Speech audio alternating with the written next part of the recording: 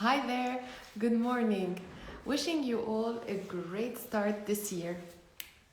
We're kicking off with a new set of live sessions, and of course, they are dedicated to pop up stores, pop up retail, and dedicated to many aspects related to the importance of these types of stores in today's retail experiences. Today's live session will be more dedicated towards customer experiences and how many aspects of the digital world is providing customers with these experiences. So I just want to apologize if we have miscalculated the time differences between Paris and Sydney. It's my fault actually. So all of those who were supposed to join us at 8:30 a.m. Paris time or 8:30 p.m. Sydney time, I'm sorry, we had to find the suitable solution in order to kick off with this live. So I'm going to invite in Kim, and we're going to kick off this session with very interesting about what he is doing right now. So I'm just waiting for us to connect. Hi there. How you doing? Perfect, thank you. So I hope that everything is going well on your end, and best wishes for this new year. Tell us, how's life in Sydney? Look, Australia is probably, one of the lucky countries at the moment.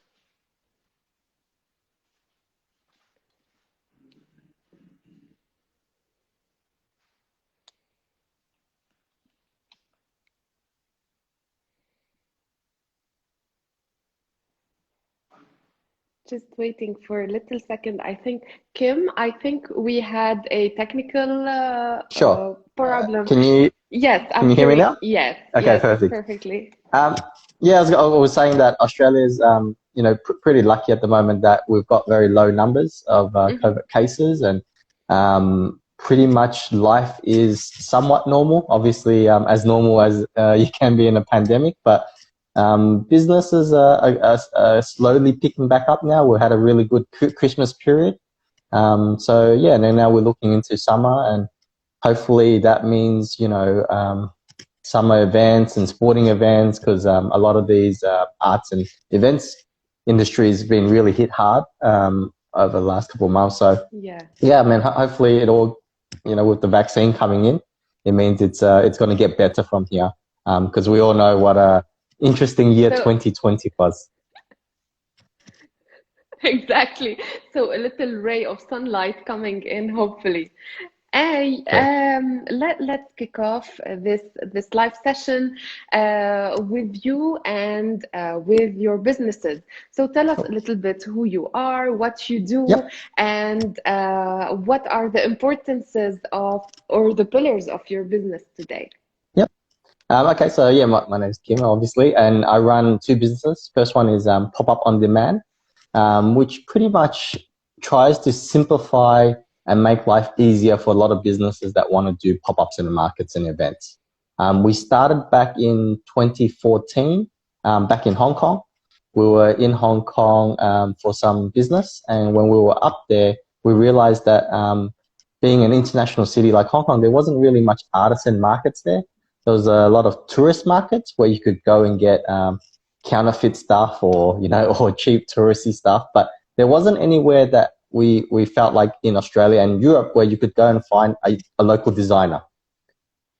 Right. So the problem with Yeah. Hong Kong was that rent was pretty expensive over there. So a lot of these young and emerging designers would have spaces, 20 levels up in some back room. So it was very hard to find them. So we thought, well, maybe there's an opportunity here to create kind of like a artisan market. Bring a little bit of Australia or bring a little bit of Europe to Hong Kong. And we all know Hong Kong is such a big city for talent. So we just wanted to kind of create a platform for them to showcase and sell their products. So we did some research back in 2014, and we realized that space in Hong Kong was very limited. And if there was space, it was very expensive, which is Yeah. why on the ground floor retail, you only see, the likes of Louis Vuitton or Gucci or, Rolex and all that. So a lot of these ground floor retail spaces were one of the most expensive in the world. I believe it was the most expensive in the world. So we quickly realized that a Sunday market might not be as affordable as we thought it could be. But during that time, the Hong Kong government was doing a few things with the creative industry. And they had an old police building in the middle of central Hong Kong where they were planning to redevelop and give it kind of a creative space for young and emerging designers. So we thought, oh, the stars must be aligning because this is exactly what we want to do. So we approached them. Yeah, exactly right. And the beautiful thing was this building had a courtyard, which was probably about 1,000 square meters wide. So it's quite big, and we thought, well, maybe we could host our Sunday market here. So we spoke to them, and the first meeting was quite interesting because they said that even though it's a government building, it's leased out to a charity organization, but it's run by a management company. Okay. Yes. Pretty complicated. Yeah, exactly right. So you have to go and speak to all three different parties and make sure you tick each box. Yeah. So needless to say, it took us about 6 months of negotiating and meetings and to and from, and we finally managed to get 6 random Sundays in Hong Kong. It wasn't even 6 Sundays in a row. It was 2 in August, 2 in October, 1 in November, 1 in December. But we thought, well, we might as well take it because I don't think anything else is going to come along. So we ran our first Sunday market there with about maybe 15 odd young and emerging designers, and had a couple of hundred shoppers there.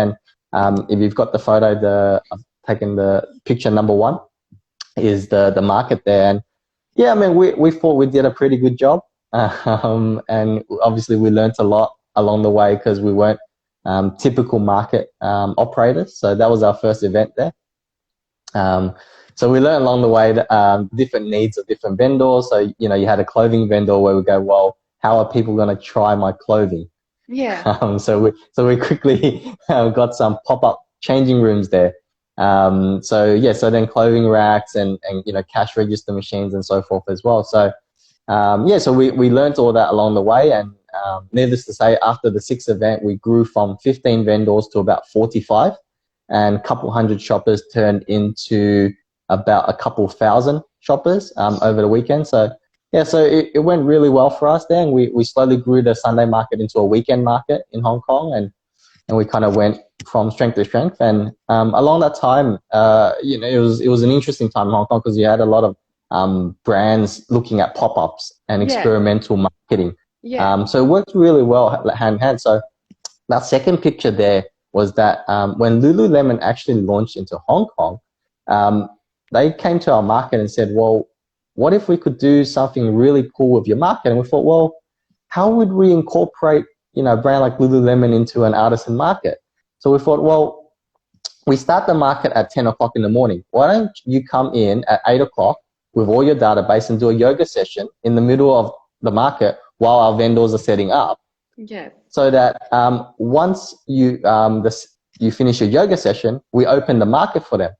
So what that meant was that we had the opportunity to sell to about 200 to 300 highly influenced and highly disposable income shoppers who thought that the market was exclusively for them. So they felt like, ooh, Lululemon put on a money can't buy experience. So it was a VIP access to the market. Right. But for us, it was just beautiful timing of all. So needless to say, that first, sorry.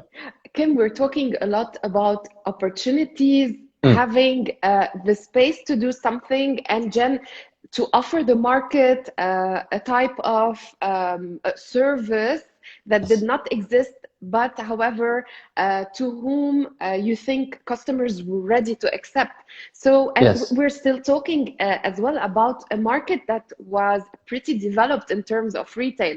I mean, around 2014, when you got into that market, pop-up stores or pop-up retail or these types maybe of event-based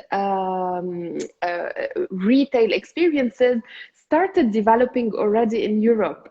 So yes, absolutely. Let's talk about that fact. We had to teach a lot of Hong Kong retail managers what pop-ups were, right, and what experimental marketing was, because they came from a typical, retail brand will come in, they'll do their own marketing, they'll sign a 5, 10, 20-year lease, right? And that was retail to them. So we started educating them about those kind of opportunities where, shoppers are looking for something a little bit different.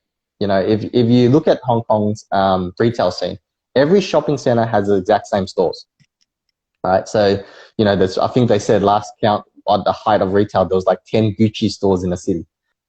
So, I don't know which city in the world would have 10 Gucci stores, but Hong Kong had, because every shopping center had the same. So we started asking them the question, how do you differentiate yourself? Mm-hmm. As a brand, as a center, as a place to shop, how do you differentiate yourself from one place to another? So, Lululemon came aboard and said, look, we don't want to promote our product. We want to create an experience, right, that allows our database, our shoppers, to feel special without any Lululemon logo.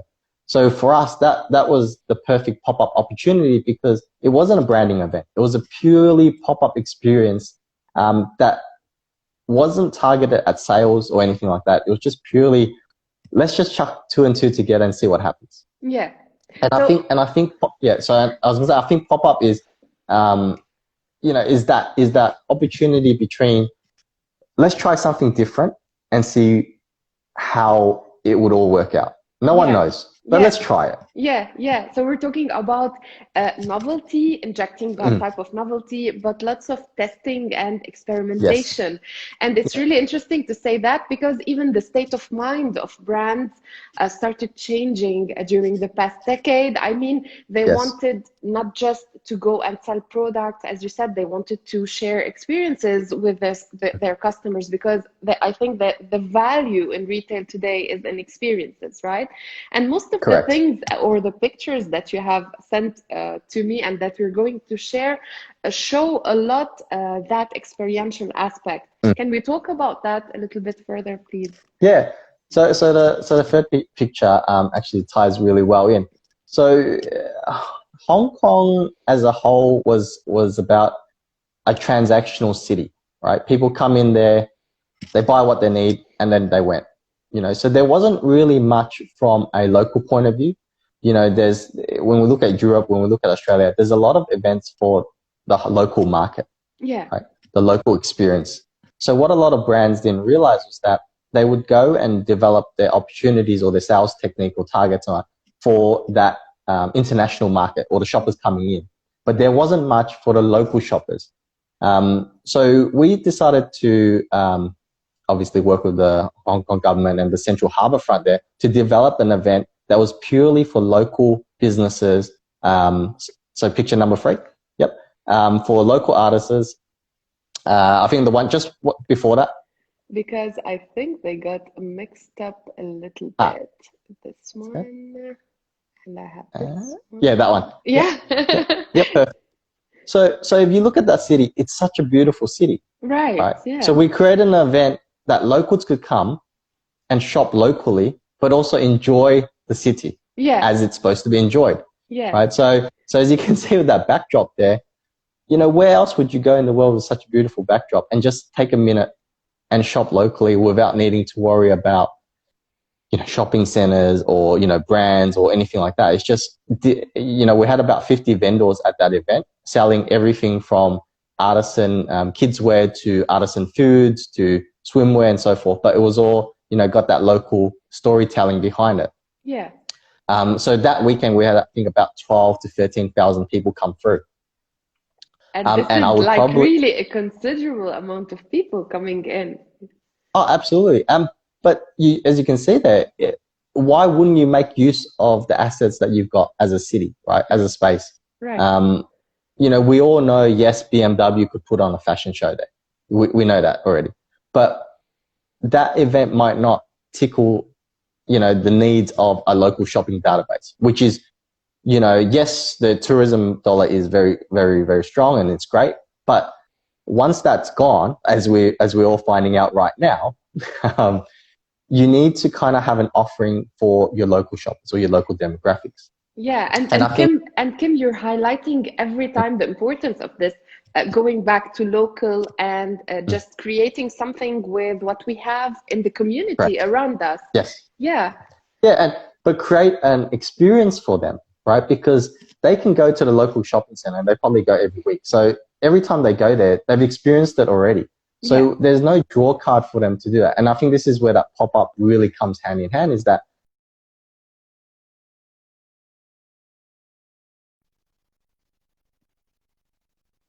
perfect. And when we're talking about these shopping experiences that are local, you've mentioned earlier that you were starting to work with local designers.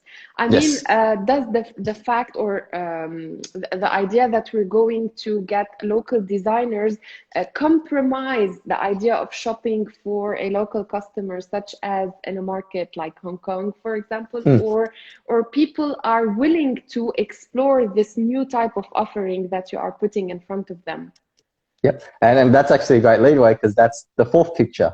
So we actually did a pop-up experience here where we took 15 local artists and put it in. Keep going.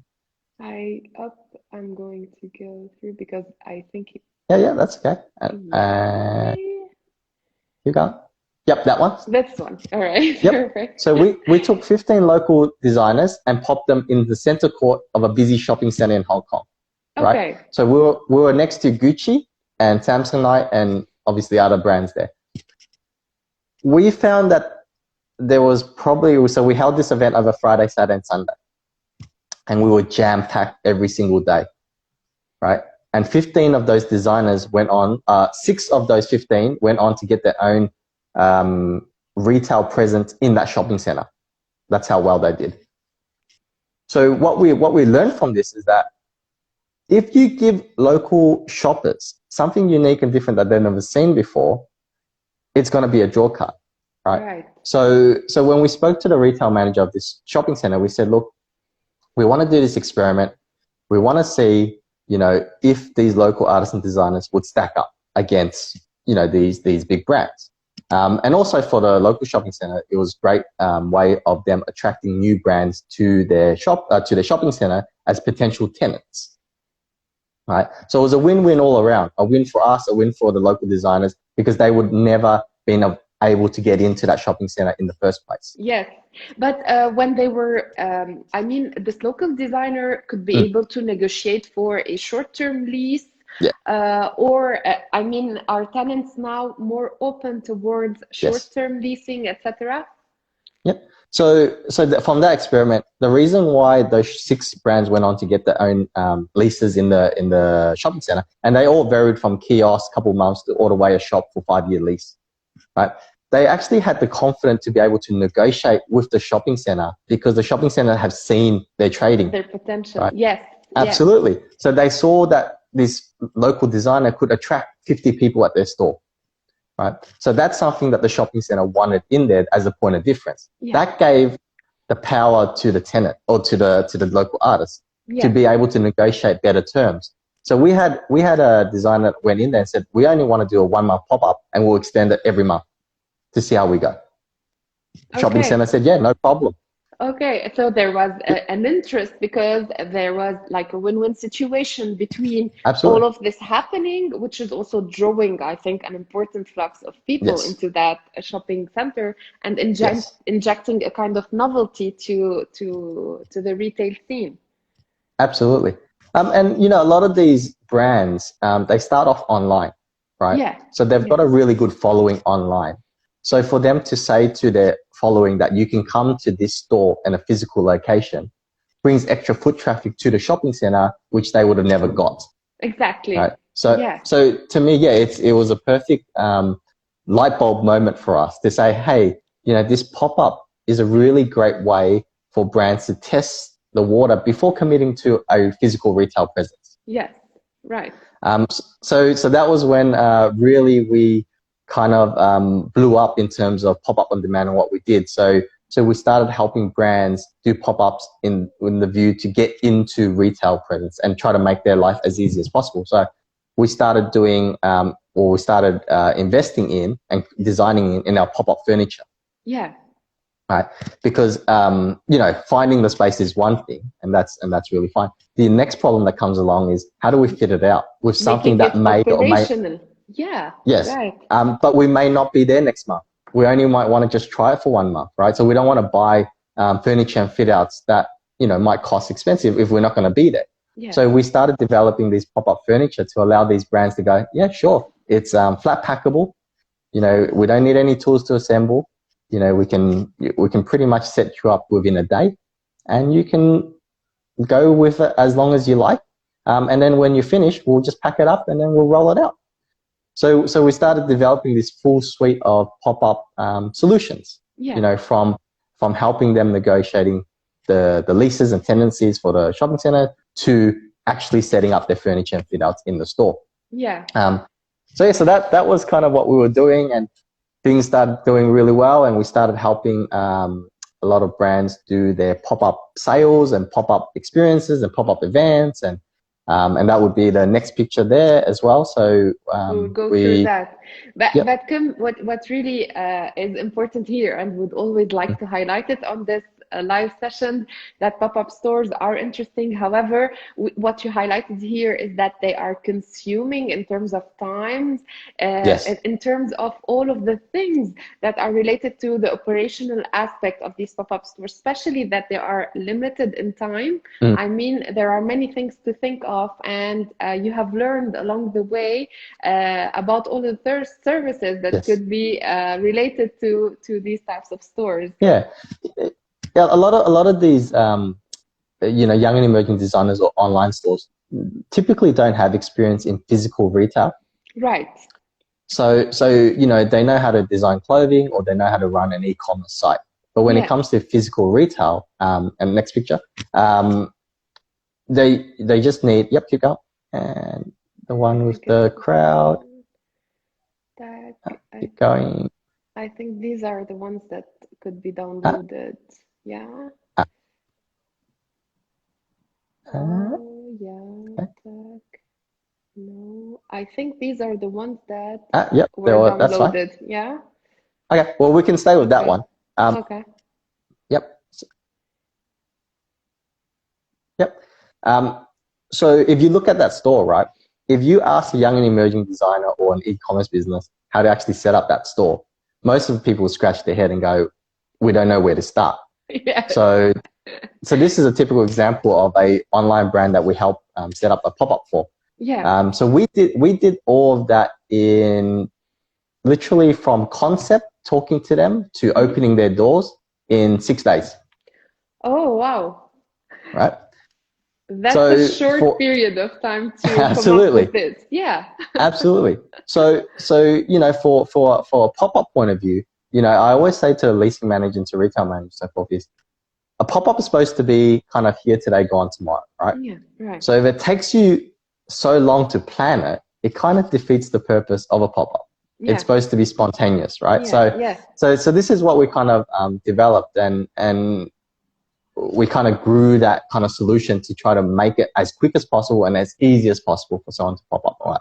And I think talking to a lot of the property groups now, they actually kind of understand that as their vacancies go up, and we all see, you know, headlines across the world at the moment with vacant shops, is that to attract that next person coming in, you got to make their life easy, right? If you try to tie them up with long legal documents, 5-year leases, you know, terms and conditions and all that, they'll just stay online or they'll go find someone else, right? So you need to kind of give them this turnkey solution to attract these brands coming in. So yeah, so that was kind of what we did, and so I think back in 2017, we kind of Taryn and I, which is my business partner as well as my wife now, which is an interesting mix for having personal and business mixed together. We decided we're saying hi to wife partner now. yes, I'm sure she's somewhere online. We decided to kind of go back to Australia, which is where we both grew up, and kind of, you know, settle down there, because Hong Kong's lifestyle, and as with any major city in the world, it's a 24-hour city that just keeps going. Yeah. You know, and you don't know if it's day or night. You don't know if it's weekend or the weekdays. You just keep going. we kind of wanted, and we did that for a good 4 years, and we wanted to kind of now go, okay, well, what's the next chapter of our life? So we thought, Australia is not a bad country, so we decided to go back there. But before we went back to Hong Kong, we thought, well, maybe we could bring this pop-up concept back to Australia. Yeah. Maybe in Australia they also need these kind of services. So we reached out to property groups over here, including Westfields and all that as well. And everyone was really open to it. They thought, well, there's really two boats when it comes to pop-up. Right. It's either the brands go and buy their own stuff from, trestle tables or fold-out chairs and all that really on the low end, or they go and spend a lot of money on their pop-ups and furniture and get it custom made and custom built and all that. There wasn't really a middle ground where a brand could go, I just want to test this concept for a couple of weeks. Can I just rent the furniture for a couple of weeks? Yeah. Right. So we pitched them this idea and we said, look, every single piece of the furniture that we have is pre-approved from the shopping center. Right. So you as a brand can come to our warehouse and select whatever you want to pop up with, and it's already been pre-approved. So this cuts a lot of the time. Right. So we try to make it as easy as possible and so forth. And what you highlighted here as well, I would like to pinpoint that idea that you started in 2014 in Hong Kong, and then the wave moved to Australia around 2017. That's an important time difference. So, I mean, that wave of pop-up stores moving from North America to Europe and then going to Asia and then arriving to Australia, which is like we're talking about an important amount of years, like 2017 is pretty recent, right? Yeah. Well, they have a, I don't know if it's a saying or a joke here, but Australia is always kind of one of the last to pick up on the trends. Yeah. Because we're an island country, right? So something that's happening, in the US or Europe, we'll probably pick it up in about 5 or 10 years. Yeah. So which was great for us because it allowed us to kind of take our knowledge and take our expertise from Asia, because it's quite a high speed city to kind of develop into Australia. So so fast forward to 2020, we're now in Victoria, New South Wales and Queensland. We work with probably 9 out of the 10 major property groups in Australia, and probably helped through the journey of 2014 to now, probably a couple of hundred brands do pop-ups. And we work from everything from Lululemon all the way to your local artisan designer who's just fresh out of fashion school. Yeah. Okay. And what's interesting, I mean, what you have been doing is integrating lots of digital aspects into the retail scene. I'm very intrigued to learn about that type of service.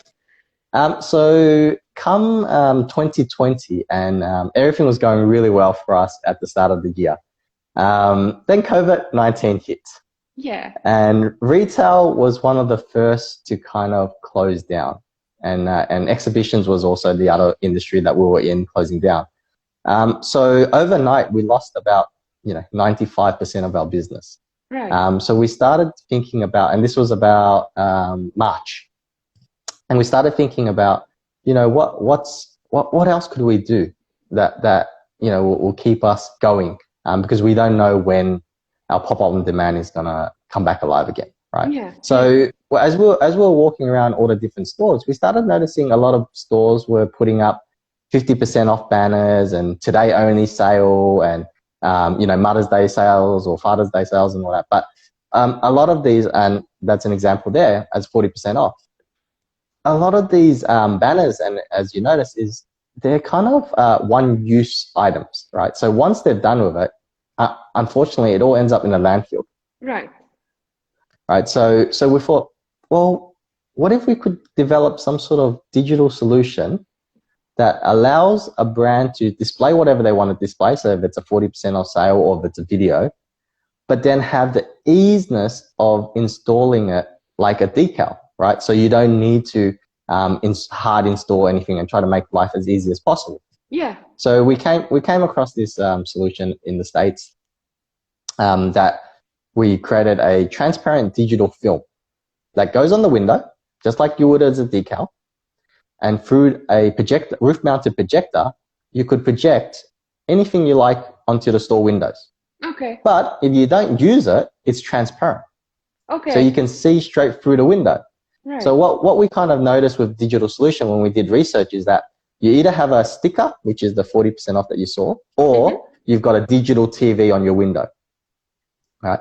The problem with a digital TV on your window is that if you went and created a beautiful store, the TV blocks your window from anyone looking in. Right. So it defeats the purpose of you having a beautiful store in the first place.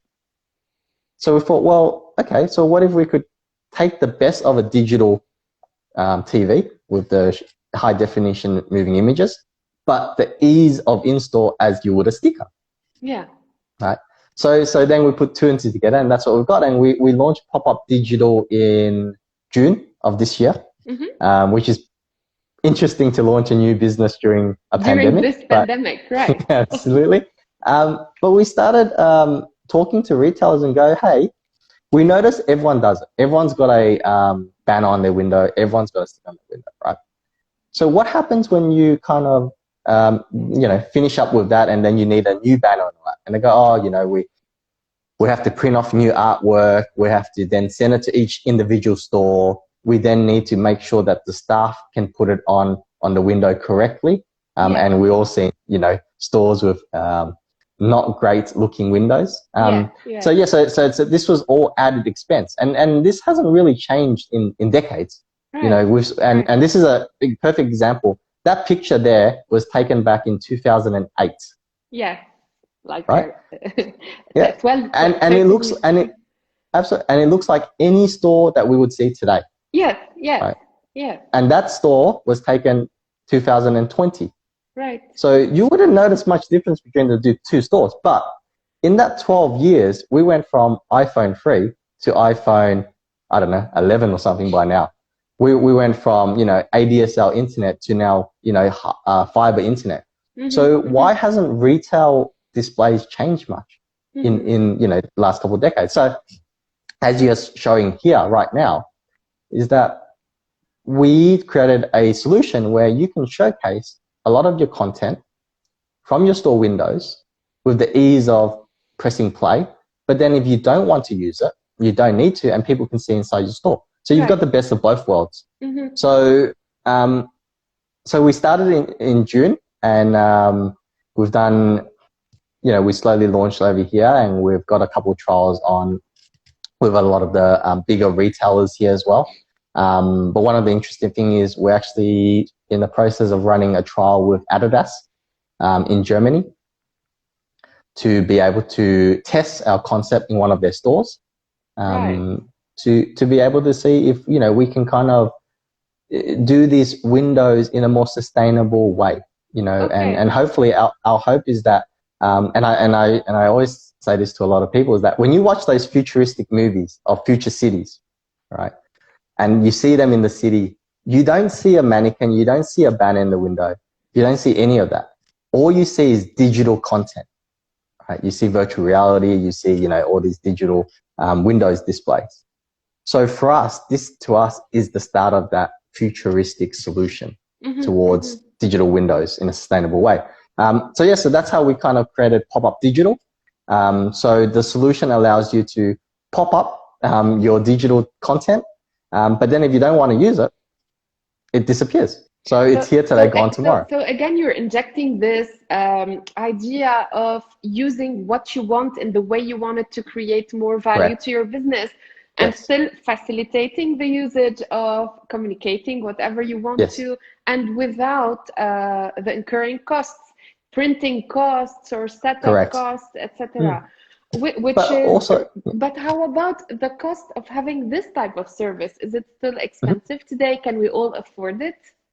No. I mean, it's reasonably. So we did the comparison between a TV and our solution.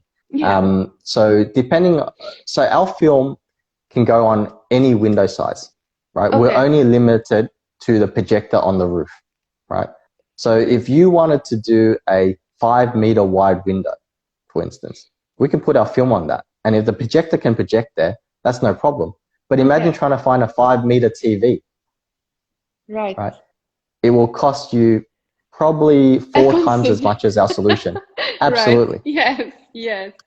But also, imagine if you leave that store. If you install a TV on there, what are you going to do with it? right? It's With going to be our film, a burden actually absolutely. on, yeah. Yep. And then also, if you're not going to use it and the landlord doesn't want to use it, that goes into the landfill, right? And unfortunately, a lot of these consumer products end up in landfill. So from our point of view, our film is a film that can be recycled, and the projector is roof mounted. So we can just take the projector off and reuse it again. So we're trying to, create pop-up solutions that have a really low carbon footprint. But also, again, with that whole pop-up experience, and when we tell brands is that, this week you could be doing a Mother's Day promotion with your content. Next week you could be doing Father's Day promotion with your content. You're creating this kind of pop-up experience, right? That when you put a 40% off banner on your window, it's not a pop-up experience because people get accustomed to that, right? So they walk past and they go, okay, well, it's another sale. Okay, well, what's the difference between this week and last week? But imagine you show them this week a different catwalk video, and next week your social media videos, and then the following week a 50% off sale, all at the flick of a switch. So you don't really need to physically go to the store and change banners and posters and so forth as well. Right. So this all blends into that whole pop-up experience, and what we see in the future is that when someone walks through a store or shopping center and all that, you really need to have content that catches the eye, right? And we find that with the explosion of pop-up and experimental retailing, this is what it allows you to do, right? So, a store can change what they're offering at a flick of a switch to suit the demographic. So if it's school holidays, you might be putting up kids offering, right? If it's Mother's Day, you might be putting on offering that's towards the mum, right? So you're kind of creating this on-demand solution for your shoppers. Yeah. I think, hi Daniela. So we have a little comment here. It's all about creating content when you have bought the pop-up solution that you proposed. Yeah. So I mean, what we're looking at here is a new concept of looking at retail. What you are proposing is going into an era of injecting more innovation, of making our retail centers or stores more dynamic, of changing in function of the season or the events or customers. I mean, we're talking about interactive and reactive types of retail, right? Yeah. Well, if you look at social media, for instance, TikTok, explosion, right? Because it's video content. So that's what shoppers are connecting with these days. So when they walk past a store and they see a static image, how does that attract your eye when on your phone you've got high definition content? But imagine if you were showing a TikTok video on your store windows. It would that would stop that generation. Exactly. Absolutely. Yeah. Or you're showing your latest catwalk show on your store windows. Right. So I think we are already creating all of this amazing content out there, right? So every brand's got social media pages, every brand's doing videos. So why aren't they bringing that content onto their store windows for their shoppers to see? Right. And I think Daniela here, someone who's watching us and who's a dear colleague and friend, saying that she loves the idea. I mean, it's a good thing for you to come and inject this idea into the European market, right? Because I think that we need to go out of this dullness, as you say, that retail is repeating itself into. And another good thing that you said is that the pandemic, despite all the negativity that it put on, or the weight that it put on our retail scene, it made us rethink our retail practices, right? Really important. Yeah, absolutely. Well, and COVID has really taught us. So if we look at all the shopping centers and retail stores during COVID, it was lockdown, right? So all your high streets was closed and but people were still walking out to go get their groceries, to do exercise and so forth, right? So why couldn't you use that store window, put on an ad, put on a QR code for someone to remotely order, because you're already paying for the store windows anyway. You're already paying rent, but you're not utilizing this asset of yours, right? So a mannequin on the window or a 40% off banner doesn't help that live transaction, that live interaction that a shopper might go. I might be running past, Adidas, and then I might see, the latest Yeezy shoes are out, but I can't physically go and buy it. Yeah. So what do? There's nothing that I can do with that store. And so if I had, we're going into this intermediary Kim between online and offline, like this window would be also merging or highlighting the physical yes, aspect of retail. Like, okay, you're yes, here, you're physically, you like it, yes, click on it, just yep, receive it at home, right? absolutely. If I'm waiting for a bus and there's a Adidas store window behind me, I'm waiting for the bus anyway. So chances are I'm going to turn around and take a look if it's got really good content on there. And then, yeah, it might prompt me to go, oh, actually, I do want to learn more about the latest collection, right? Because your online store never closes, right? It's 24 hours. Yeah. So why wouldn't you do the same for your store windows? Right. Right. So this is what we're kind of going through, and this is one of the trials that we're doing with a couple of brands in Europe as well, is that, well, when your store is closed, why don't you show different content, right? So that you can then test it between opening and close and see what content actually works or not, right? Yeah. Even if you pick up one sale when you're closed, it's one more than you would ever do, right? Exactly. Because your store is closed. Yeah. So I think this is now brands are starting to get, is that we need to start creating experiential stores and flagship stores, as opposed to having a store in every single shopping center in every single city in every single place in the world. We have to start creating reasons why people come and visit us, right? We have to create, things and solutions that allow us to make full use of our retail space 24/7. Right. Because we're paying for it. The landlord doesn't say, oh, no, you're closed, I'm not going to take rent for the month. You're paying for a 24-hour operation.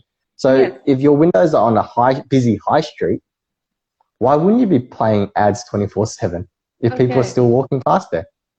So three main elements. Like I'm laughing here because it's like all of my research areas, and I'm really happy that we're talking about it.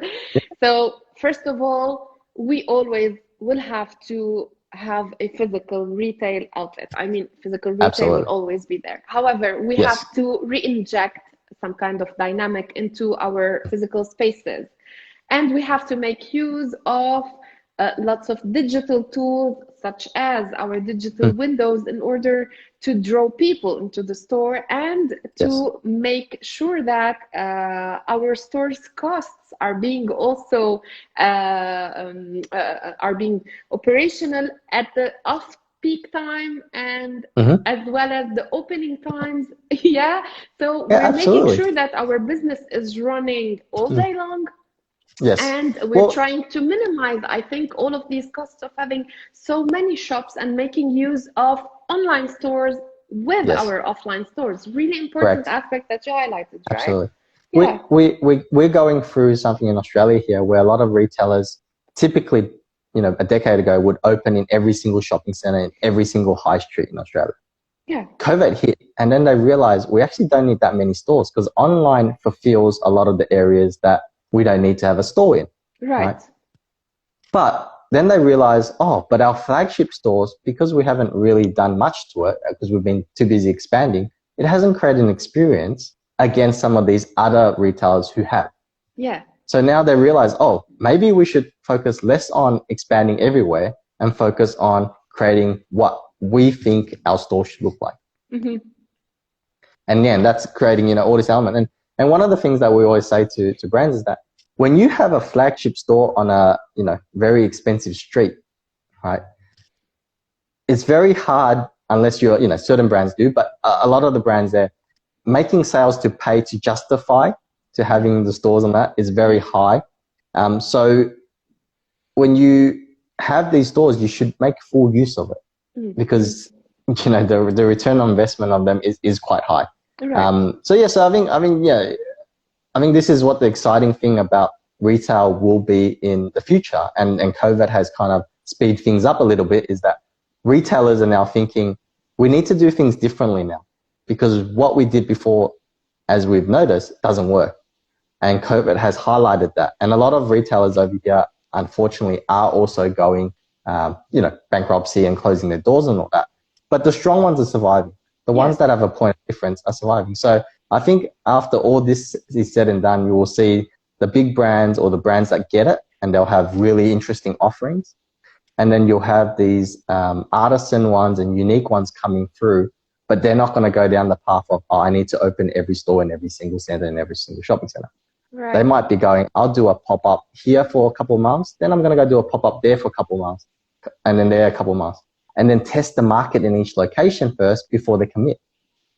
Right. So yes, I think retail as a whole is going to change a lot, and yeah, trying to get someone to sign up to a 5-year lease right now is a very difficult job.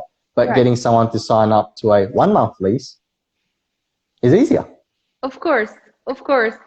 I mean, we're going again. We're rethinking the dynamic of the business of either properties, leasing, retail, physical retail, online retail, and retail as merging both.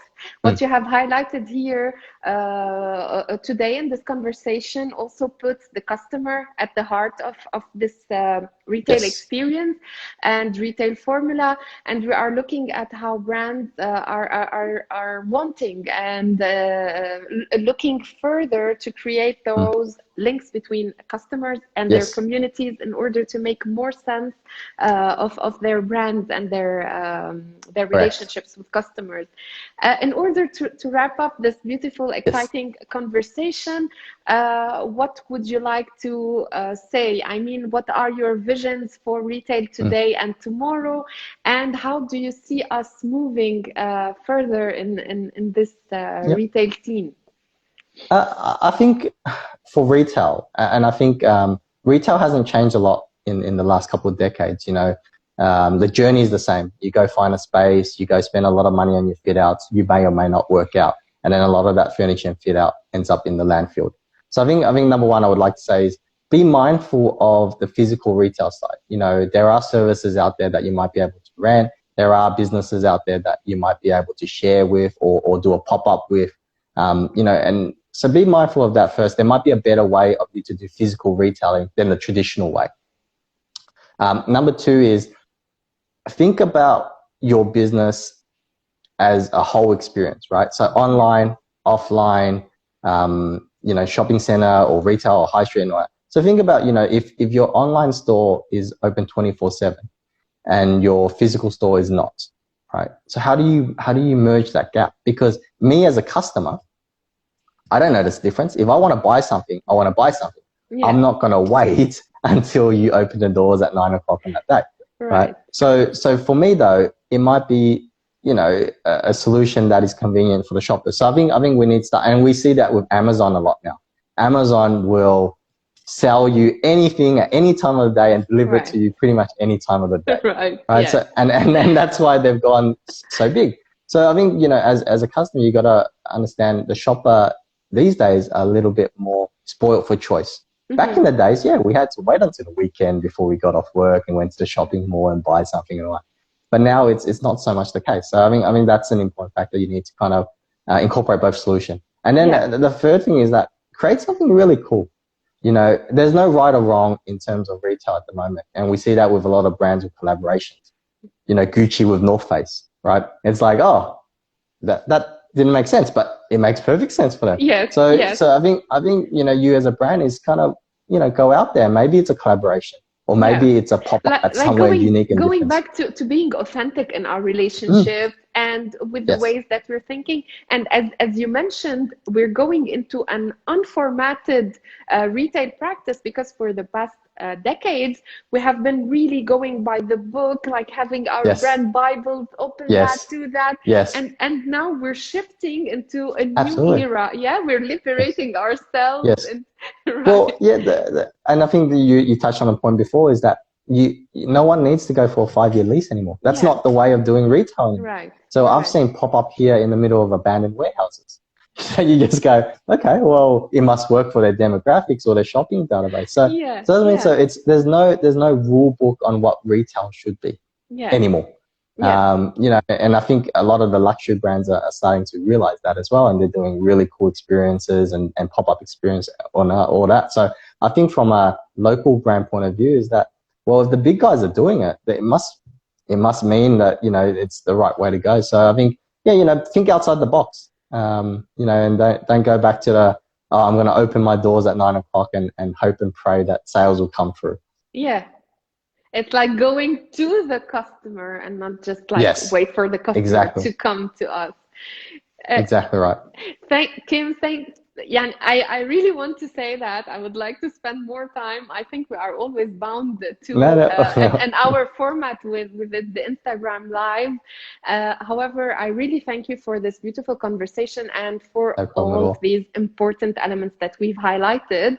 I hope that we can do another session, maybe like for sure, looking absolutely. in detail at the digital window service and everything. And maybe I tried to just run some of the Instagram page videos. However, we invite everyone to go onto the page. I'll be sharing the links and a few on the stories in order to get more info about your services and get in touch with you.